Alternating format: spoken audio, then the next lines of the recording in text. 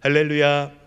아멘. 오늘도 새벽을 깨워 예배에 나오신 모든 성도님들의 가정 가운데에 주님의 은혜와 평강이 가득하시기를 소망합니다.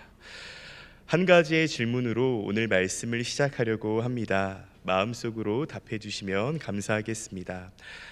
성도님들의 지난 삶을 돌아보셨을 때 기쁨의 경험과 슬픔의 경험 중 어떠한 경험이 더 많으셨습니까?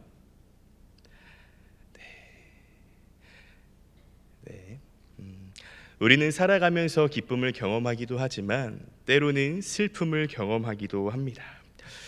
오늘이 3월 14일인데요. 어떤 날인지 아십니까? 네, 화이트데이입니다. 네, 화이트데이란 2월 14일 발렌타인데이 때 여성에게 초콜릿을 받은 남성이 그것에 감사하며 다시금 여성에게 사탕을 주는 날입니다. 네, 상술인지 알지만 저는 매년 이렇게 사탕을 준비하는데요. 네, 줄 사람이 없네요. 네, 어쩔 수 없이 또 슬픔의 먹방을 해야겠네요. 그리고 여담으로 발렌타인데이와 화이트데이 때 초콜릿과 사탕을 받지 못한 그 사람들이 4월 14일 날 모여서 짜장면을 먹는데요. 이를 블랙데이라고 합니다. 혹 눈물의 짜장면을 함께 하실 성도님들은 연락 주십시오. 네, 이 새벽 조금 잠을 깨자는 의미에서 화이트데이 이야기를 꺼냈는데요. 이처럼 우리는 살아가면서 다양한 슬픔을 경험합니다. 하지만 이 슬픔에 대한 반응이요, 다 같은 것만은 아닙니다. 가령 하나님을 알지 못하는 세상 사람들은요, 자신이 겪고 있는 그 슬픔을 한 잔의 술로 혹은 여러 가지 방법을 사용하여 달래지만 하나님을 알고 예수 그리스도를 믿는 그리스도인들은요, 그 슬픔 중에 기도합니다. 오늘 우리가 함께 보고 있는 시편 102편의 말씀의 그 시편 기자 또한 표제어를 통해서 알 수 있듯 슬픔과 고난 가운데서 하나님께 호소하며 기도합니다. 우리 본문 말씀 1절에서 2절까지의 말씀인데요. 우리 다시 한번 같이 읽도록 하겠습니다. 본문 말씀 1절에서 2절의 말씀입니다. 함께 읽겠습니다. 시작. 여호와여, 내 기도를 들으시고 나의 부르짖음을 주께 상달하게 하소서. 나의 괴로운 날에 주의 얼굴을 내게서 숨기지 마소서. 주의 귀를 내게 기울이사 내가 부르짖는 날에 속히 내게 응답하소서. 아멘. 이처럼 시편 기자는 고난 중에 하나님께 기도하죠. 자, 그렇다면 시편 기자가 당하고 있는 고난의 크기는 어느 정도일까요? 본문 말씀 3절에서 11절까지 시편 기자가 자신이 얼마나 힘든 고난의 시기를 보내고 있는지를 여러 가지 비유를 통해서 표현해 주고 있습니다. 그중 몇 가지만 살펴보면 3절 말씀의 시편 기자는 내 날이 연기같이 소멸하며 내 뼈가 쑥같이 탔다 라며 자신의 고통을 묘사하고 있습니다. 이는 시편 기자 자신이 당하는 고난이 너무나 컸기 때문에 자기가 바라는 모든 소망이 사라졌고 자신의 육신마저 숯처럼 타버리는 고통이 있었음을 표현한 것입니다. 또 4절 말씀을 보면요, 그 시편 기자가 그 고난이 얼마나 힘든지 식음을 전폐하며 절망합니다. 그리고 6절과 7절에서 시편 기자는 자신을 광야의 올빼미, 황폐한 곳의 부엉이, 또 외로운 참새로 비유하고 있는데요. 이 세 가지 새의 공통점은 바로 외로움입니다. 시편 기자는 자신이 처한 상황이 이 세 가지의 새와 같다고 비유하며 자신의 고독함과 우울함을 대변하고 있습니다. 보배로운 성도 여러분, 시편 102편의 기자가 겪었던 그 고난과 고독함과 우울함의 문제가요, 오늘을 살아가고 있는 우리 또한 겪을 수 있는 문제입니다. 혹 겪고 계신가요? 하지만 그때 하나님을 알고 예수님을 믿는 그리스도인들은 그 고난의 상황 속에서 어떠한 모습을 보여야 한다는 것입니까? 앞서 계속해서 이야기하듯 기도의 모습을 보여야 한다는 것입니다. 야고보서 5장 13절 전반부의 말씀인 너희 중에 고난 당하는 자가 있느냐? 그는 기도할 것이요 라는 그러한 말씀처럼 고난 중에 기도하는 것, 하나의 공식과도 같죠. 신앙의 공식이요. 그런데요, 성도 여러분, 고난 중에 기도하는 것이 우리 그리스도인들에게 신앙의 공식임을 알고 또 참임을 알지만 그 신앙을 우리 삶에 대입하는 것이, 그 신앙의 공식을 우리 삶에 대입하는 것이 과연 쉬운 일인가요? 고난 중에 기도해야 하는 것 모르는 그리스도인이 없습니다. 하지만 그것을 현재 고난의 상황에 처해 있는 우리의 삶에 대입하기란 결코 쉬운 문제가 아님을 우리는 알고 있습니다. 저는 이 새벽 수학 시간은 아니지만 그리스도인이 가지고 있는 이 신앙의 공식, 고난 중에 기도하기를요 증명해 보려고 합니다. 다시 말해 그리스도인은 왜 고난 중에 기도해야 하는지에 대해서 함께 나누려고 합니다. 그리스도인이 고난 중에 기도해야 하는 첫 번째 이유는 바로 고난을 주신 분의 뜻, 메시지를 알기 위해서입니다. 다시 말해 그 고난을 통해 나에게 주시는 하나님의 메시지와 경고가 무엇인지 발견하기 위해서입니다. 우리 본문 말씀 시편 102편 10절입니다. 우리 다시 한번 읽기를 소망합니다. 우리 함께 읽겠습니다. 시작. 주의 분노와 진노로 말미암음이라 주께서 나를 들어서 던지셨나이다. 아멘. 오늘 본문 말씀의 시편 기자는 자신이 당하고 있는 고난은 하나님의 분노와 진노 때문이라고 고백하고 있습니다. 이것은 곧 시편 기자 자신이 당하는 그 모든 고통과 재난은 하나님께서 자기에게 내리신 징벌이었음을 뜻합니다. 그런데요, 성도 여러분, 하나님께서 아무런 이유 없이 징벌을 내리시는 분이십니까? 또 아무런 이유 없이 고난을 주시는 분이십니까? 제가 지난 2월 새벽 예배 때 그리스도인의 기도에 대해서 나누며 그리스도인은 기도할 때 그 문제만을 놓고 기도하는 것이 아니라 가장 먼저 하나님과의 관계를 돌아보며 기도해야 한다라고 나누었습니다. 다시 말해 그 고난의 원인이 무엇인지에 대해 기도하자라는 것입니다.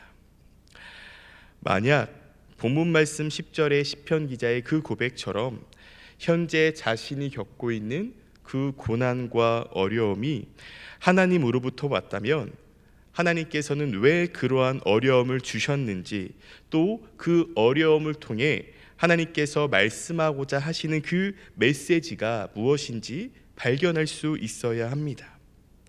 다시 말해 이 고난을 통해 하나님의 뜻이 무엇인지 발견하며 이 고난을 통해 나에게 주시는 그 하나님의 음성에 귀 기울여야 한다는 것입니다. 무엇을 통해서요? 기도를 통해서요. 그러면서 계속해서 나누고 있듯 하나님과 나의 관계를 돌아보는 것이죠. 성도 여러분, 계속해서 이야기하지만 하나님은 단순히 우리에게 고난을 주시는 분이 아니지 않습니까? 다시 말해 하나님이 자신의 스트레스를 풀기 위해서 우리에게 고난을 주시는 분이 아니잖아요. 저는요, 말씀을 준비하고 묵상하면서 때로는 이 고난이, 즉 내가 겪고 있는 이 괴로움과 어려움 또한 하나님이 나에게 베풀어 주시는 사랑이지 않을까를 묵상하게 되었습니다. 하나님께서 나에게 고난을 주신 그 이유를 깨닫는다면 말이죠. 자, 보십시오. 제가 5살 난 딸이 있는 아빠의 비주얼이지만 아직 딸이 없습니다. 사탕을 줄 사람도 없는데 더더욱 딸은 없겠죠. 그런데 만약에 저에게 5살 난 딸이 있다고 한번 가정을 해봅시다. 숨겨두진 않았습니다. 그리고 그 딸과 함께 여름 휴가로 계곡을 놀러 갔다고 한번 봅시다. 그런데 계곡에 가보니까요, 여름철 장마로 인해서 물이 심하게 불어났고 또 물살이 거세서 성인 남자 혼자서도 버티기 힘든 상황이라고 가정을 해봅시다. 그런데 저의 5살 난 딸 아이가 와, 물이다, 수영해야지 라고 그 계곡을 향해 달려간다면, 돌진한다면이라는 표현이 더 맞을까요? 돌진한다면 그때 아빠로서 저의 행동은 어떠해야 합니까? 그래, 내 딸 아빠가 많이 사랑하니까 너가 하고 싶은 대로 해. 계곡에서 시원하게 놀아 라고 하며 계곡에 미리 담가 시원해진 그 수박을 먹으며 스마트폰을 하는 아빠가 딸을 사랑하는 아빠입니까? 아니면 먹고 있던 그 수박을 내던지며 딸에게 달려가 안 돼 라고 단호히 말하며 그 앞을 가로막는 아빠가 더 딸을 사랑하는 아빠일까요? 네, 제가 종종 드는 예화죠. 딸의 입장에서 봤을 때는 자신이 물놀이를 실컷 할 수 있도록 가만히 놔둔 아빠가 자신을 사랑하는 아빠라고 생각할 수 있어요. 내 딸 하고 싶은 대로 해 라고 하면서 놔두는 아빠가요. 그런데 우리는 알고 있습니다. 딸을 물놀이 시킨 아빠가 아닌 딸의 물놀이를 막은 아빠가 진정으로 딸을 사랑하는 아빠임을요. 심지어는 그 아빠는 딸이 계속해서 물놀이를 한다고 칭얼대거나 떼를 쓰고 또 계속해서 말을 듣지 않고 물속으로 향해 달려간다면 매를 들면서까지 가지 못하게 할 것입니다. 그런데 딸의 입장에서는 자신의 물놀이를 방해하고 자신을 때린 아빠가 사랑이 없는 아빠라고 느끼겠죠. 성도 여러분, 안진성이라는 아빠가 딸의 물놀이를 방해하고 딸에게 매를 든 것이 안진성이라는 아빠의 스트레스를 풀기 위해서입니까? 아니요, 딸을 사랑해서입니다. 매를 들어서라도 딸이 잘못된 길, 사망의 길을 가지 못하도록 하기 위해서예요. 왜요? 하나밖에 없는 내 딸을 살려야 하기 때문입니다. 제가 설교를 준비하며 하나밖에 없는 내 딸을 살려야 하기 때문입니다를 타이핑을 했을 때 눈물이 핑 돌더라고요. 딸이 없는데도 말이죠. 5살 딸은요, 당장 자신이 하고 싶은 물놀이를 하지 못해서 또 자신이 가지고 있는 그 캐릭터 튜브를 타지 못해서 슬프죠. 마음의 어려움이 있죠. 하지만 아버지가 왜 자신을 가로막는지를 안다면 그 슬픔과 마음의 어려움 또한 이겨낼 수 있지 않을까요? 보배로운 성도 여러분, 우리에게 찾아온 고난이 하나님이 내리신 고난이라면 그 고난은 단순히 하나님의 스트레스를 풀기 위한 고난이 아닌 우리를 사랑하시되 끝까지 사랑하시고 우리가 잘못된 길에서 벗어나 하나님의 정도, 즉 바른 길을 걷기를 바라시는 그 하나님의 메시지이자 사랑의 매임을 기억하는 저와 성도님들이 되시기를 소망합니다. 그럴 때 바로 고난은 유익이다, 고난은 사랑이다 라는 말이 와닿을 수 있을 것 같아요. 그런데 아마 저를 포함해서 우리 성도님들 모두가 아마 지금 겪고 있는 고난이 빨리 지나갔으면 할 것입니다. 가령 사춘기 자녀를 둔 부모님은 한 5년 정도 그냥 하룻밤 자고 일어나면 지나가서 사춘기가 빨리 끝나기를 바라고, 혹 아직 어린 아이들이 있으면 빨리 이 아이가 성인이 되었으면 하고, 또 이 외에도 여러 가지 고난과 어려움들이 빨리 지나갔으면 좋겠죠. 네, 부끄럽지만 저도 어렸을 때 어린 마음에 이러한 기도를 한 적이 있었어요. 자, 보시는 것과 같이 어렸을 때도 먹을 것을 참 좋아했어요. 그래서 쉽게 체하고 배탈이 잘 났습니다. 초등학교 저학년 때 배탈이 나서 화장실에서 했던 기도의 내용입니다. 하나님, 40살이 아프게 해주세요. 하나님, 50살이 아프게 해주세요 라고 기도했었어요. 왜요? 지금의 아픔이 또 고난이 빨리 사라졌으면 해서요. 네, 이러한 기도를 저만 했나 봅니다. 보배로운 성도 여러분, 우리에게 고난이 있습니까? 그때 가장 먼저 기도하며 그 고난을 통해 하나님께서 우리에게 주시는 메시지가 무엇인지 발견하고 그 고난의 시간 또한 하나님께서 나에게 베풀어 주시는 그 사랑이다 라는 것을 깨닫고 주님 안에서 성장하는 귀한 시간이 되시기를 소망합니다. 그래서 그 메시지를 발견하면 그 메시지에 따라 순종하며 살아가는 저와 성도님들이 되시기를 소망합니다. 다음으로 그리스도인이 고난 중에 기도해야 하는 두 번째 이유는 바로 하나님만이 위로자 되시기 때문입니다. 다시 말해 하나님은 긍휼을 베푸시는 분이기 때문입니다. 본문 말씀 3절에서 11절까지 시편 기자가 당하고 있는 그 고난의 상황을 묘사했다면 본문 말씀 12절에서 22절까지는 고난당한 자의 기도를 들으시며 긍휼을 베푸시는 하나님에 대해 설명하고 있습니다. 우리 그중에 17절의 말씀을 다시 한번 읽기를 소망합니다. 우리 17절 말씀 함께 읽도록 하겠습니다. 시작. 여호와께서 빈궁한 자의 기도를 돌아보시며 그들의 기도를 멸시하지 아니하셨도다. 아멘.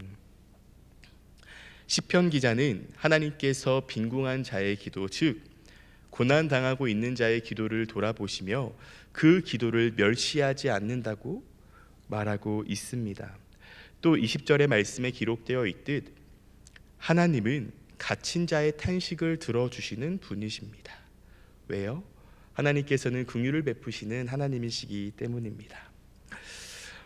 오늘 본문 말씀의 시편 기자가요, 자신이 처한 그 상황과 현실이 너무나 괴롭고 힘이 들지만 그럼에도 불구하고 자신의 삶을 스스로 포기하지 않고 끝까지 하나님께 토로하며 기도할 수 있었던 건 바로 하나님만이 나를 긍휼히 여기며 하나님만이 나를 이 고난과 고통에서 회복시켜 주실 분이라는 그 믿음이 있었기 때문입니다.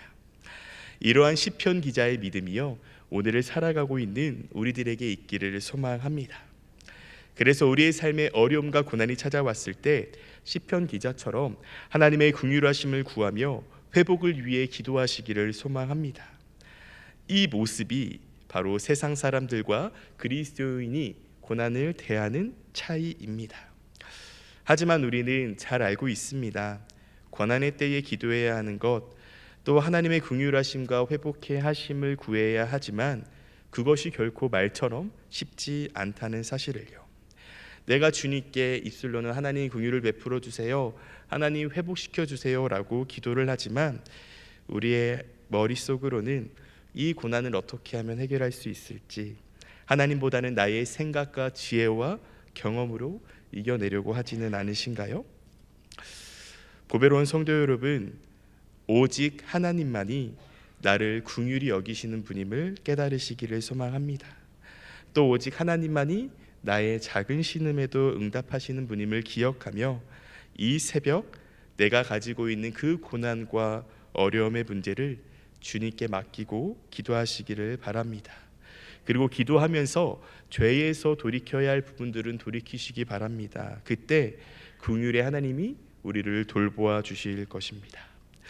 사랑하는 성도 여러분, 말씀을 정리하겠습니다.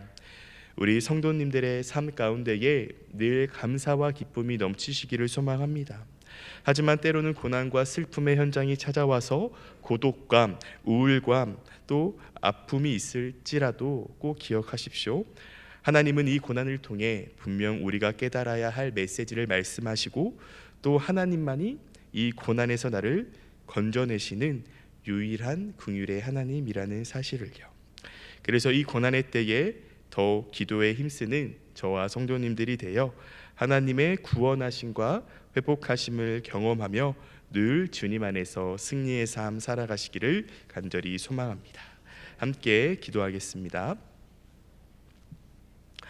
하나님, 오늘은 시편 102편의 말씀을 통해 고난 중에 역사하시는 하나님에 대해 함께 나누었습니다.